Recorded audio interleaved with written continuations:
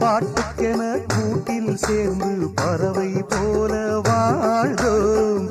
பசி எடுத்தால் பாட்டை உண்டு திசைகள் தேடி சேர்ந்தோம். ஒரு தெய்வம் நேரில் வந்து உறவை சொல்லி துணையாச்சு. உலகங்கள் இதுதான் என்று கவிதை தந்து உயிராச்சு.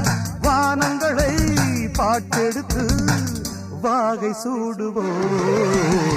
பாட்டு ஒன்று நான் பாடட்டுமா?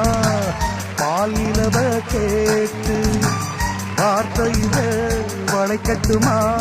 வானவில சேர்த்து பாட்டு ஒன்று நாம் பாடட்டுமா?